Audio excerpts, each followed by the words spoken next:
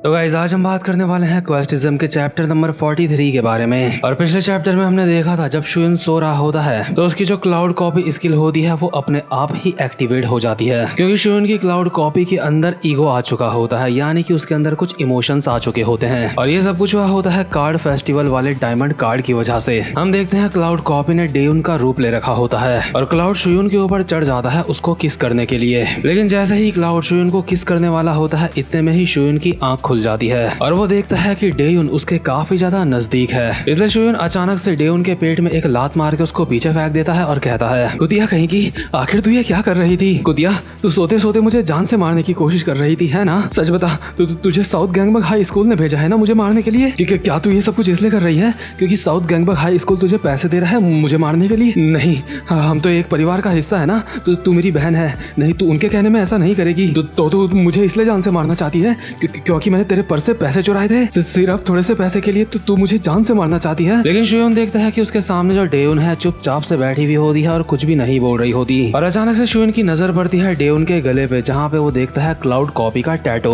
उस टैटू को देख के शुयन कहता है, ओह एक मिनट, क्या तुम क्लाउड हो? शुयन अभी टैटू की तरफ बहुत ही ज्यादा ध्यान से देख के अपने मन में बोल रहा होता है, ये टैटू तो क्लाउड के ऊपर होता है, लेकिन मैंने क्लाउड को तो समन करा ही नहीं है। क्या जब मैं सो रहा था तो मैंने गलती से इसको यहाँ पे समन कर दिया है? लेकिन जो क्लाउड होता है शुयन को पहली बार बोलता है, ओपा शुयन, आखिर क्या चल रहा है? शुयन ये देख के काफी ज्यादा हैरान हो जाता है कि उसका क्लाउड बात कैसे कर सकता है। लेकिन ये सब कुछ होता है डायमंड कार्ड की वजह से। और क्योंकि शुयन के रूम के अंदर से लड़की की आवाज आ रही होती है, यानी कि क्लाउड की आवाज। इसलिए शुयन की मदर दरवाजे के बाहर से कहती है, शुयन आखिर तुम क्या कर रहे हो? तुम्हें सो जाना चाहिए अब तक। मैं अंदर आ रही हूँ, आखिर मुझे तुम्हारे कमरे से क्या आवाजें आ रही है? लेकिन शुयन पीछे से क्लाउड का मुंह पकड़ लेता है और कहता है, नहीं मॉम कुछ भी नहीं, मैं तो बस पॉर्न देख रहा हूँ। शुयन की मदर कहती है, ये पागल लड़का भी ना। तो खैर शुयन की बात सुन के शुयन की मदर उसके कमरे में नहीं आती और शुयन अभी जैसे तैसे खुद को बचा लेता है। इसके बाद शुयन क्लाउड कॉपी के हाथ पैर बांध के उसके मुंह पे टेप लगा के उसको एक जगह पे बैठा देता है और चेयर में बैठ के एक गहरी सांस लेता है और खुद से कहता है, हाँ अब मुझे समझ आया, ये सब कुछ कार्ड फेस्टिवल की वजह से हो रहा है। तो अब मुझे क्या करना चाहिए? और मुझे समझ नहीं आ रहा है, अगर क्लाउड कॉपी को किसी का रूप लेना ही था तो उसने डेयुन का रूप क्यों लिया? शुयन क्लाउड के मुंह से टेप हटाते हुए कहता है, ठीक है क्लाउड, मैं तुम्हारे मुंह से टेप हटा रहा हूँ, लेकिन तुम्हें बिल्कुल शांत रहना है, तुम्हें हल्ला नहीं मचाना। क्लाउड के मुंह से टेप हटने के बाद क्लाउड कहता है, क्यों,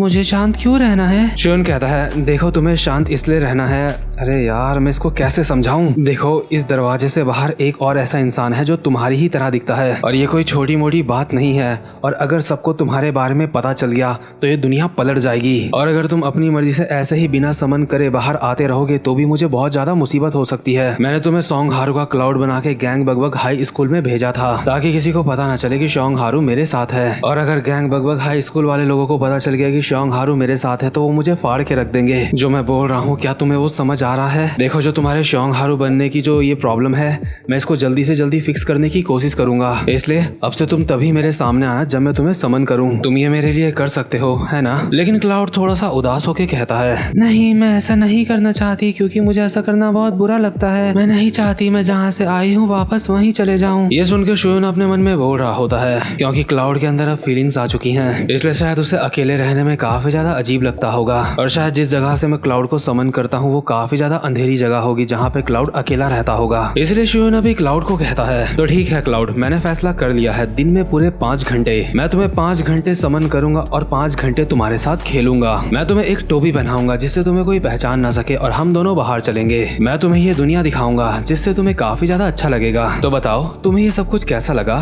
क्या ऐसा करने में तुम्हें अच्छा लगेगा? क्लाउड कहता है, ठीक है मुझे अच्छा लगेगा। शुयन कहता है, तो बहुत बढ़िया, अब से 5 घंटे हम खेलेंगे। लेकिन इसके बाद सीन शिफ्ट होता है और हम देखते हैं अगले दिन का सीन। शुयन अभी अपनी क्लास की बेंच में बैठा हुआ होता है और उसकी हालत काफी ज्यादा खराब लग रही होती है, वो काफी ज्यादा थका हुआ लग रहा होता है। और ऐसा इसलिए हुआ होता है क्योंकि वो अपने क्लाउड को अब 5 घंटे दे रहा होता है, इसलिए उसे शायद आराम करने का वक्त नहीं मिल रहा होगा। इसलिए शुयन एक ज़ॉम्बी की तरह अभी खुद से बोल रहा होता है, उसके अंदर फीलिंग्स आ गई है, आखिर मैं उसकी फीलिंग्स को वापस से खत्म कैसे करूँ? मैंने उससे कहा था कि मैं 5 5 घंटे तक उसके साथ खेलूंगा। मैं रात भर उसको चीजें सिखाता रहा अलग अलग, जिस वजह से मैं सो नहीं पाया। लेकिन इतने में ही यहाँ क्लास के अंदर एंट्री होती है कूजा की, जो अभी काफी ज्यादा जख्मी होता है क्योंकि कुछ समय पहले उसने साउथ गैंगबक के एक बंदे से बहुत ही बुरी मार खाई थी। कूजा के चेहरे में भी बैंडेजेस वगैरह चिपकी हुई होती है और कूजा यहाँ पे आके कहता है, तुम काफी ज्यादा थके हुए लग रहे हो। वेल, वैसे भी मुझे लगता है तुम पूरी रात भर जागने के लिए अब काफी ज्यादा बड़े हो चुके हो। शुयन कूजा को देख के हैरान होकर कहता है,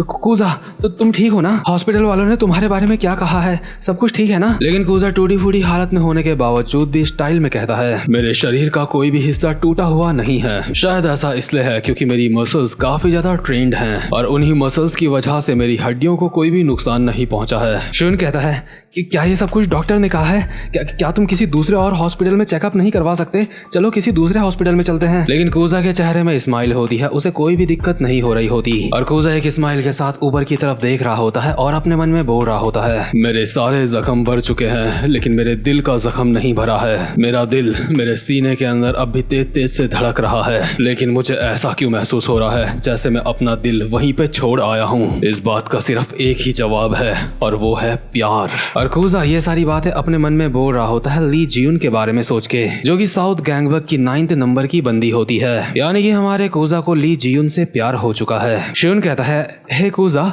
आखिर तुम सीलिंग को क्यों घूर रहे हो? लेकिन इतने में ही यहाँ क्लास में एंट्री होती है चैरिन बेक की। शियुन चैरिन को देख के कहता है, हे चैरिन बेक, आज तुम्हें आने में काफी ज्यादा लेट हो गई। लेकिन चैरिन बेक ना जाने क्यों शियुन के एक रैपट घुमा के मार देती है बिना बात के। और क्योंकि शियुन की मास्टर प्लीज स्किल एक्टिवेट हो चुकी होती है इसलिए उसे दर्द नहीं होता और वो अपने गाल पे हाथ लगा के अपने मन में बोल रहा होता है, क्या इसने मुझे बिना बात के रैपट मार दिया? क्या इसको ऐसा लगता है कि मैंने कुछ गलत करा है?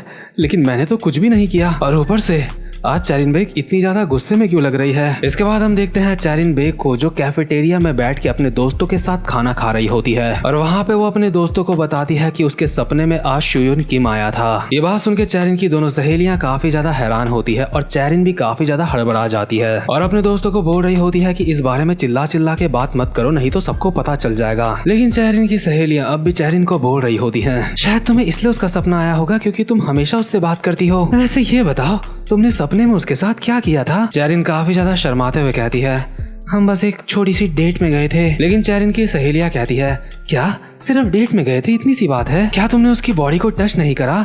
क्या आपस में तुम्हारी बॉडी मिली नहीं है? चैरिन इस बात का जवाब ठीक से नहीं देती और अपनी सहेलियों को कहती है अपना मुंह बंद करने के लिए। और चैरिन की सहेलियां इसी बात से समझ जाती है कि शुयुन और चैरिन के साथ सपने में कुछ तो हुआ था, इसलिए चैरिन की सहेलियां उसको बोल रही होती है, हे चैरिन, आखिर अब तुम क्या करने वाली हो? आमतौर पे किसी लड़के के बारे में सपना आना काफी ज्यादा अजीब बात होती है। मैंने सुना है कई बार ऐसा होता है कि तुम किसी लड़के को पसंद नहीं करते हो लेकिन अचानक से ही तुम उसे पसंद करने लगते हो। हाँ, तुमने सही कहा, जो इस बारे में जानते हैं उन्हें ही इस बारे में पता है बस। हाँ, एक बार मुझे भी एक सेलिब्रिटी के बारे में सपना आया था। पहले मुझे वो पसंद नहीं था लेकिन बाद में मुझे वो पसंद आने लगा। लेकिन भले ही चैरिन ये एक सपना था लेकिन मुझे यकीन नहीं आता कि तुम शुयुन के साथ सपने में डेट कर रही थी या फिर जो कुछ भी कर रही थी। हम देखते हैं इस वक्त कैफेटेरिया में शुयुन और हाजुन भी मौजूद होते हैं और शुयुन अपनी प्लेट से थोड़ा सा खाना रख देता है हाजुन की प्लेट में। शुयुन कहता है, हाजुन, तुम चाहो तो मेरा पूरा का पूरा खाना खा सकते हो। तुमने जो मेरी जान बचा के अपना बड़ा दिल दिखाया था, मैं उसको कभी भी नहीं भूलूंगा। वहीं दूसरी तरफ जो चैरिन होती है अपनी सहेलियों के साथ कैफेटेरिया से बाहर जा रही होती है और उसकी सहेलियां अब भी उसके सपने के बारे में उससे बातें कर रही होती हैं और उसको हल्के हल्के चिढ़ा रही होती हैं। काफी सारी बातें करने के बाद उसकी सहेली चैरिन को कहती है, हे चैरिन,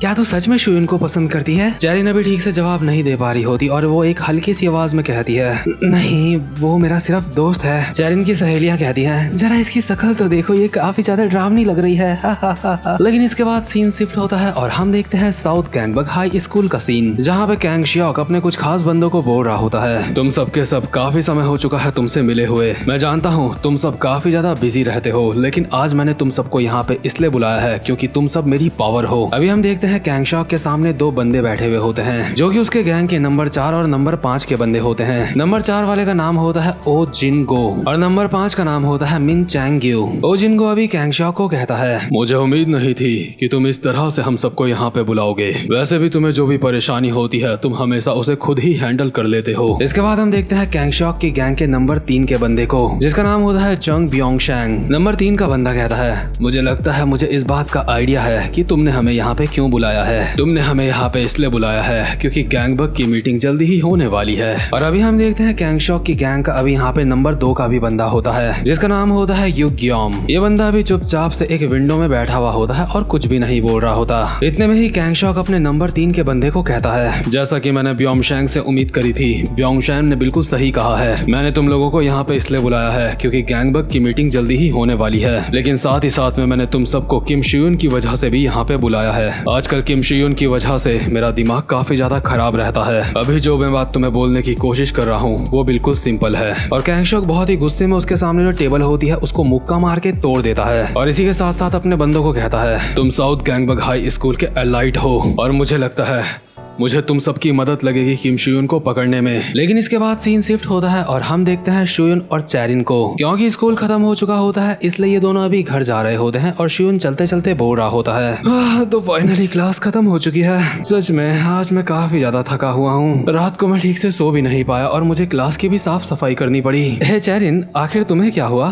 तुम इतनी चुपचाप से क्यों हो? क्या मुझसे कोई गलती हो गई है? आज तुम काफी ज्यादा अजीब तरीके से बिहेव कर रही हो। चैरिन हल्की सी आवाज में कहती है, हाँ। शियुन कहता है, क्या? इससे तुम्हारा क्या मतलब है? मैं देख रहा हूँ आज सुबह से ही तुम काफी ज्यादा अजीब लग रही हो। कम से कम तुम मुझे इतना तो बता ही सकती हो कि मैंने क्या गलती करी है ताकि मैं तुमसे माफी मांग सकूं। देखो ऐसे चुपचाप मत रहो, जो कुछ भी बात है मुझे बताओ, जल्दी से बताओ मुझे। चैरिन गुस्से में कहती है, सीरियसली मुझे पता है तू माफी नहीं मांगना चाहता। लेकिन इतने में ही एक बास्केटबॉल बहुत ही स्पीड से चैरिन की तरफ आ रही होती है, बट वो बॉल चैरिन के लगने से पहले ही शियुन बीच में आ जाता है और चैरिन को बचा लेता है। शियुन अपने एक हाथ से बास्केटबॉल को रोकता है और दूसरे हाथ से चैरिन को गिरने से बचाता है। और इसी के साथ साथ में शियुन कहता है, तुम कुछ बोल रही थी ना?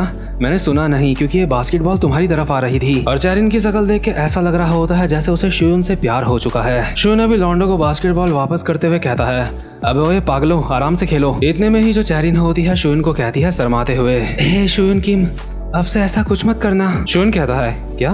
मैंने क्या किया? लेकिन चैरिन यहाँ से जाते हुए कहती है, मैंने कहा बस मत करना तो मत करना, क्योंकि वो सच में काफी ज्यादा अजीब है। शियुन कहता है, क्या?